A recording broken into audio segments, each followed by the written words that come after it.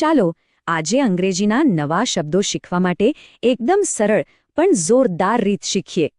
અહીંયા ગોખવાની વાત નથી, પણ શબ્દોને સમજવા અને વાપરવા માટે એક સિસ્ટમ બનાવવાની છે.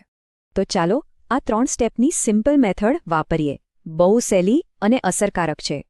ચાલો તો પછી પ્રેક્ટિસ શરૂ કરીએ. આપણી 3 સ્ટેપવાળી મેથડ લગાવીએ પહેલા શબ્દ પર. તો પહેલો શબ્દ છે ડિફરન્સ. એનો મતલબ થાય છે તફાવત અથવા તો ફરક. હવે આને એક અંગ્રેજી વાક્યમાં જોઈએ, એનાથી એનો ઉપયોગ બરાબર સમજાશે. આને જુઓ, આ રહ્યું એનું ગુજરાતી. હવે આપણને અર્થ બરાબર સમજાઈ ગયો. ચાલો હવે બીજો શબ્દ લઈએ, લાર્જ. ગુજરાતીમાં કહીએ તો મોટું અથવા વિશાળ. જો લાર્જ શબ્દનો કેટલો સરસ ઉપયોગ થયો છે. અહીંયા ઘર કેવું છે એ બતાવે છે. અને આ રહ્યું એનું ગુજરાતી વાક્ય.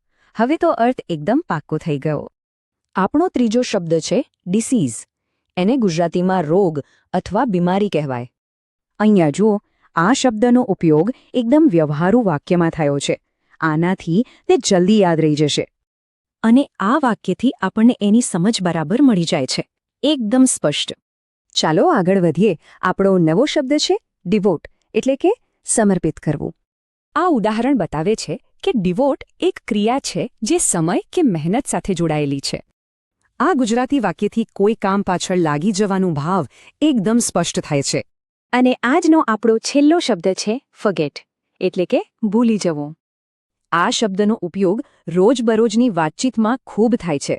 બહુ કામનો શબ્દ છે. ગુજરાતી ઉદાહરણથી તો અર્થ એકદમ પાક્કો થઈ ગયો. બહુ સરસ. તો રિવિઝન કરવું બહુ જરૂરી છે.